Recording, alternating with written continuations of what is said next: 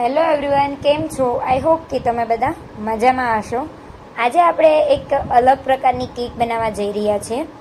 આજે જે કેક બનાવવાની છે એ બિસ્કિટની જ કેક છે, પણ આપણે ઘણા બધા લોકોએ બિસ્કિટની કેક ટ્રાય કરી હશે, જેમાં આપણે છે બિસ્કિટનો પાવડર કરવાનો હોય છે, પછી એને બેક કરવાની હોય છે. પણ અહીંયા એવું બિલકુલ નથી કરવાનું. માત્ર તમારે બિસ્કિટનો જ યુઝ કરવાનો છે. બિસ્કિટનો તમારે પાવડર બિલકુલ નથી કરવાનો.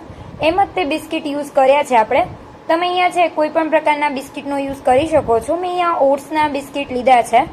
એટલે નાના બાળકો હોય, 1 વર્ષના બાળકથી લઈ અને કોઈ પણ એજ સુધીના જે વ્યક્તિ હોય એ છે આ બિસ્કિટ કેક છે ખાઈ શકે છે આરામથી, અને એકદમ સોફ્ટ એવી બનીને તૈયાર થાય છે. તો અહીંયા છે મેં વ્હીપનું ટોપિંગવાળું જે ક્રીમ આવે છે એ લીધું છે. અહીંયા જો પાછળ લખેલું જ છે કે એમાંથી ક્રીમ છે કઈ રીતે બનશે. તો અહીંયા જે વ્હીપ ટોપિંગ છે એમાંથી આપણે ક્રીમ બનાવવાનું છે. તો સૌથી પહેલાં છે આને આપણે કટ કરવાનું છે. એવું પાછળ દોરેલું છે એટલે આપણે એને કટ કરી લીધું છે. અને પછી એને એક બાઉલમાં કાઢી અને એની માટે તમારે છે કાં તો વિસ્કર જોશે કાં તો છે બીટર જોશે. બીટરથી બહુ ફાસ્ટ જલ્દી કામ થાય છે, અને વિસ્કરથી છે આપણે કેમ માખણ જે રીતે કાઢીએ છીએ ઝેરણીની મદદથી, સેમ પ્રોસેસ આમાં કરવાની છે. અને આ પ્રોસેસ છે થોડી લાંબી ચાલે છે, 1-1.5 કલાક જેવું લાગે છે, પછી એનું ક્રીમ બને છે. જો તમારી પાસે એટલો બધો ટાઈમ ન હોય તો તમે કોઈ પણ બેકરીમાંથી છે ક્રીમ પણ લાવી શકો છો. અહીંયા અમદાવાદમાં મેં ઘણી જગ્યાએ ગોત્યું, પણ લોકલ બેકરીવાળા પણ અહીંયા છે ક્રીમ નથી આપતા. જો તમે ભાવનગરમાં રહેતા હોય તો શ્રીજી બેકરી કરીને છે, એ તમને ક્રીમ છે આરામથી આપી દેશે. તો તમે ચોક્કસથી તમારે જ્યારે આવી રીતના કેક બનાવી હોય ત્યારે ત્યાંથી છે ક્રીમ લઈ આવજો. અથવા તો તમે આવું વ્હીપનું ટોપિંગ જે આવે છે ક્રીમ બનાવવા માટેનું એ પણ યુઝ કરી શકો છો. એ પણ સારું એવું જ છે, પણ એમાં શું થાય છે કે થોડી વાર લાગે છે. એમાં છે બીટર જોઈએ છે. બીટર તો આપણી પાસે રેગ્યુલરમાં ઘરે વપરાતું ન હોય એટલે ન હોય. બાકી જે લોકો કેક બનાવતા હોય એની પાસે તો છે બીટર હોય જ છે. આવું વિસ્કર જો તમારી પાસે હોય તો પણ આપણું કામ છે સરળ થઈ જાય છે. બાકી ઝેરણીની મદદથી અથવા બ્લેન્ડરથી તમે કરશો તો આ છે એનું ક્રીમ બિલકુલ નથી બનતું. એટલે તમારે આ વાતનું ખાસ ધ્યાન રાખવાનું છે. તમે જ્યારે ક્રીમ બનાવો ત્યારે તમારે છે આ રીતે નીચે છે થોડું બરફ રાખવાનો હોય છે, તો જ ત્યાંનું ક્રીમ બનશે. અને કન્ટિન્યુ છે તમારે આને છે આપણે કેમ માખણ કાઢીએ એ રીતે વલોવતું જવું પડશે, તો જ ત્યાંનું ક્રીમ બનશે. હવે લાસ્ટમાં છે આવું થીક તૈયાર થઈ જાય એનો મતલબ કે ક્રીમ બની ગયું છે. હવે અહીંયા મેં નોઝલ લઈ લીધી છે જે કેક ડેકોરેટ કરવા માટે વપરાય છે. તો એને આ રીતે છે તમારે પેક કરવાની હોય છે.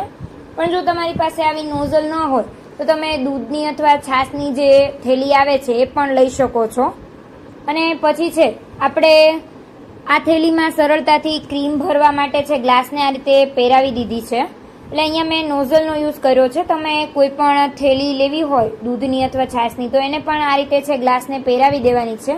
પછી એમાં તમારે ક્રીમ ઉમેરવાનું છે, જેથી કરીને ક્રીમ પણ ખોટું છે વેસ્ટ નહીં જાય, તમારા હાથ પણ નહીં બગડે અને આરામથી છે ક્રીમ એમાં ભરાઈ જશે. તો હવે છે આપણે ક્રીમ ભરી દીધા પછી આ રીતે થોડું છે દબાવી દેવાનું છે, જેથી કરીને અંદર જે કંઈ હવા હોય એ બધી નીકળી જાય. પછી આપણે ડેકોરેટ કરવા માટે છે થોડી એવી તૂટી ફૂટી જોઈશે અને રેમ્બો સ્પ્રિંકલ જોઈશે. આ તમને કોઈ પણ મોલમાંથી મળી જશે, અથવા તો જે પાનનો ગલ્લો હોય ત્યાં પણ તમને તૂટી ફૂટી છે મળી જશે. હવે અહીંયા મેં બ્રિટાનિયાના જે બિસ્કિટ આવે છે એ લીધા છે. અહીંયા મેં ઓટ્સના જે ડાયજેસ્ટિંગવાળા બિસ્કિટ આવે છે એ પણ શુગર ફ્રી છે એ લીધા છે. તો તમે કોઈ પણ બીજા બિસ્કિટ તમારે લેવા હોય તો એ પણ લઈ શકો છો. અને આ છે થોડા એવા છે કે કુકીઝ ટાઈપના છે, એટલે એકદમ સોફ્ટ એવા બિસ્કિટ છે કે આપણે કાઢીએ ત્યાં તે થોડા ભૂકો એવા થઈ જાય એવા છે. તમારે જો મેરીગોલ્ડ લેવા હોય તો એ પણ લઈ શકો છો. કોઈ પણ બીજા બિસ્કિટ છે તમે લઈ શકો છો. હવે છે આપણે બિસ્કિટ લીધા પછી બિસ્કિટની ઉપર છે તમારે આ રીતે છે થોડું ક્રીમ છે એને સ્પ્રેડ કરી દેવાનું છે. અને પછી એની ઉપર બીજું તમારે બિસ્કિટ મૂકવાનું છે. કેમ આપણે બિસ્કિટ ક્રીમવાળા આવે છે સેમ એ જ રીતે એનું લુક છે લાગે છે. હવે સાઈડમાં પણ છે આપણે ક્રીમ લગાવવાનું છે. તો નાઇફની મદદથી છે તમારે આ રીતે છે ક્રીમને થોડું સાઈડમાં છે સ્પ્રેડ કરી દેવાનું છે. જો તમારી પાસે આવી છે સ્પ્રેડવાળી નાઇફ ન હોય તો તમારા ઘરમાં કોઈ પણ બીજી શાક સુધારવાની નાઇફ હોય એટલે કે છરી હોય તો એ પણ તમે લઈ શકો છો.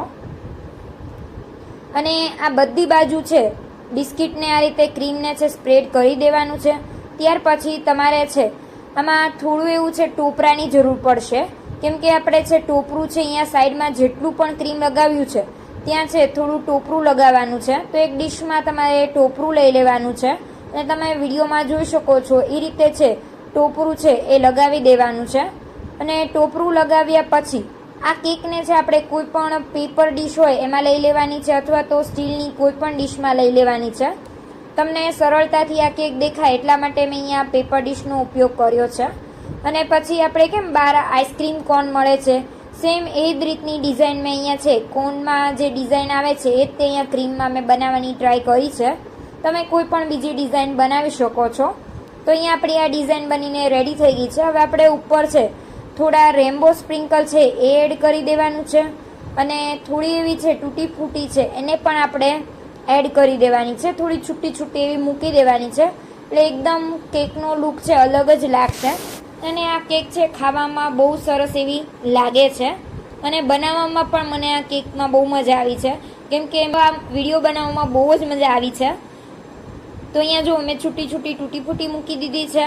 હવે છે આપણે બીજી કેકને છે એ પણ ડેકોરેટ કરીને હું તમને બતાવું છું કે અલગ અલગ રીતે છે ડેકોરેટ કેક થાય છે. એવું નથી કે આ રીતે જ તમારે કરવી, પણ જે પહેલાંની જે કંઈ પ્રોસેસ હોય છે એ સેમ રહે છે કે બિસ્કિટ લેવાનું છે, પછી એની ઉપર છે તમારે ક્રીમ લગાવવાનું છે અને ફરી પાછું તમારે છે એની ઉપર બિસ્કિટ મૂકવાનું છે અને સાઈડમાં પણ સેમ આપણે જે રીતે ક્રીમ લગાવ્યું હતું સેમ એ રીતે ક્રીમ છે તમારે લગાવી દેવાનું છે. તમારે ટોપરું ના લેવું હોય તો તમે છે એની બદલે થોડી છે ચોકલેટ ચિપ્સ છે એ પણ લઈ શકો છો. ચોકલેટ છે એને ખમણી દેવાની તમારે, પછી એ પણ તમે છે ટોપરાની બદલે સાઈડમાં લગાવી શકો છો. તો અહીંયા મેં બીજી કેકમાં પણ સેમ ટોપરું જ લગાવ્યું છે અને એને છે પેપર ડીશમાં લઈ લીધી છે કેકને. અને પછી ઉપરનું જે ટોપિંગ છે એ આપણે આ વખતે પેલી કેકમાં કર્યું હતું એનાથી થોડું અલગ કરવાનું છે. પહેલાં તો અહીંયા છે મેં ક્રીમ લગાવી દીધું છે અને પછી છે એને નાઇફની મદદથી છે એકદમ છે ને સમથળ કરી દેવાનું છે, એકદમ સપાટ કરી દેવાનું છે. અહીંયા ખડબચડું થોડું લાગે છે ને એવું નહીં, આમ લીચું કરી દેવાનું છે. તો એની માટે તમે કોઈ પણ છરી હોય એનો પણ યુઝ કરી શકો છો. તો આ રીતે પહેલાં છે કેકને સારી એવી છે એક સરખી છે સ્પ્રેડ કરી દેવાની છે અને પછી આપણે કેમ મોટી કેકમાં આવે છે ડેકોરેટ કરેલું કે થોડા થોડા ડોટ હોય છે, તો મેં છે કેક ડેકોરેટ કરવાની જે કંઈ નોઝલ આવે છે એની મદદથી છે થોડા થોડા અંતરે આવા ડિઝાઇનવાળા ડોટ કરી દીધા છે. તમે મોટી કેકમાં આવી ડિઝાઇન છે જોઈ હશે, સેમ મેં એવી નાની કેકમાં કરી છે. તો એનો લુક બહુ સરસ એવો લાગી રહ્યો હતો, તમે જોઈ શકો છો. અને આ ડોટ કર્યા પછી વચ્ચે છે મેં જે રેમ્બો સ્પ્રિંકલ હતા એ અંદર સ્પ્રિંકલ કરી દીધા છે. તમે આને બદલે બીજું કંઈક લેવું હોય તો એ પણ તમે લઈ શકો છો. જેમ કે કોકો પાવડર છે એને પણ તમે છે કોઈ પણ આપણે ચા ગાળવાની ગળણી હોય એની મદદથી થોડું ડસ્ટ કરશો તો એ પણ બહુ સરસ લાગશે. અને છૂટી છૂટી છે મેં અહીંયા તૂટી ફૂટી મૂકી દીધી છે. તો બહુ સરસ એવી બનીને તૈયાર થઈ છે આ કેક. મેં મારા સોસાયટીના 2-4 બાળકોને પણ આ કેક ખવડાવી તો એ તો એટલા ખુશ થઈ ગયા અને એને કીધું કે એમને છે આ કેક બહુ ભાવી છે. તો તમે પણ ચોક્કસથી આ કેક એકવાર ટ્રાય કરજો તો તમારા બાળકોને પણ આ કેક છે બહુ જ ભાવવાની છે અને બધા એવું કહેશે કે મારે તો આ જ કેક ખાવી છે.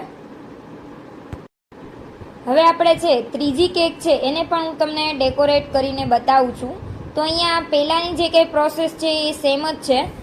પહેલાં બિસ્કિટ લેવાનું છે, પછી ક્રીમ લગાવવાનું છે, પછી પાછું બિસ્કિટ લેવાનું છે અને સાઈડમાં છે થોડું ક્રીમને સ્પ્રેડ કરી દેવાનું છે. અહીંયા મેં થોડું અલગ કર્યું છે.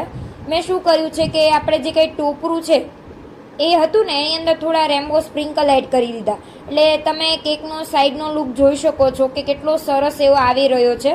આપણે થોડું એવું તે ચેન્જ કર્યું છે છતાં પણ આ કેક કેટલી સરસ એવી લાગી રહી છે. અને હજી પણ છે મેં થોડું એવું ચેન્જ કર્યું છે. અહીંયા આપણે પેલી કેકમાં કેમ આગળની કેકમાં છે થોડું ટોપિંગ છે ક્રીમનું કરી દીધું, સેમ એ રીતે છે નાઇફની મદદથી મેં સ્પ્રેડ કરી દીધું છે અને એકદમ એને છે આમાં સમતળ કરી દીધી છે કેકને ક્રીમ લગાવીને. અને પછી ઉપર છે આપણે ગઈ કેક છે એમાં બીજી કેકમાં આપણે ડોટ કર્યા હતા, પણ અહીંયા આપણે ડોટ નથી કરવાના. આપણે કેમ મહેંદીમાં ચેક્સવાળી ડિઝાઇન કરીએ છીએ સેમ એ જ રીતની ડિઝાઇન છે મેં અહીંયા કરી છે, પણ મેં અહીંયા છે થોડો કલર છે બદલ્યો છે. મેં છે આને યલો કલર આપવા માટે છે થોડું એવું કેસર છે અડધી ચમચી જેટલા દૂધમાં પલાળી દીધું છે અને પછી છે એને ક્રીમમાં એડ કરી દીધું છે. તો આવો લાઇટ યલો જેવો છે કલર રેડી થઈ જાય છે. અહીંયા મેં બહારનો કોઈ પણ પ્રકારનો ફૂડ કલર છે એ એડ કર્યો નથી. જેથી કરીને નાના બાળકો છે એ પણ ખાઈ શકે. અહીંયા જુઓ, પછી છે મેં એક ખાનામાં રેમ્બો સ્પ્રિંકલ એડ કર્યા છે અને એક ખાનામાં છે તૂટી ફૂટી મૂકી છે. આ રીતે કેકને છે મેં આખી ડેકોરેટ કરી લીધી છે. તો તમે જોઈ શકો છો બહુ સરસ એવી બનીને તૈયાર થઈ છે કેક. એમ થાય કે અત્યારે જ તે આ બધી કેક ખાઈ જઈએ. તો તમે આનો ફાઇનલ લુક જોઈ શકો છો. બહુ સરસ એવી કેક છે બનીને રેડી થઈ છે. જો તમને આ રેસીપી ગમી હોય તો એક લાઇક જરૂરથી કરી દેજો અને મારી ચેનલને સબસ્ક્રાઈબ કરવાનું બિલકુલ ના ભૂલતા, જેથી કરીને તમને છે આવી બીજી તે સારી એવી ઇઝી રેસીપી છે જે ક્વિક બની જતી હોય એવી મળી રહે. તો અહીંયા છે આપણી બધી જ કેક બનીને રેડી થઈ ગઈ છે. હવે ઘણાને એવું લાગશે કે આપણે આખા જ બિસ્કિટનો આમાં યુઝ કર્યો છે, તો બિસ્કિટ છે એ આપણને થોડા હાર્ડ નહીં લાગે, પણ ના, એવું નહીં થાય, કેમ કે આપણે આમાં છે વધારે ક્રીમનો યુઝ કર્યો છે, જેથી કરીને છે આપણા બિસ્કિટ છે એ ક્રીમ આવે છે ને એટલે એકદમ સોફ્ટ બની જાય છે. જો હું તમને કટ કરીને અંદરથી બતાવું છું. અને અહીંયા મેં કૂકીઝવાળા બિસ્કિટનો ઉપયોગ કર્યો છે.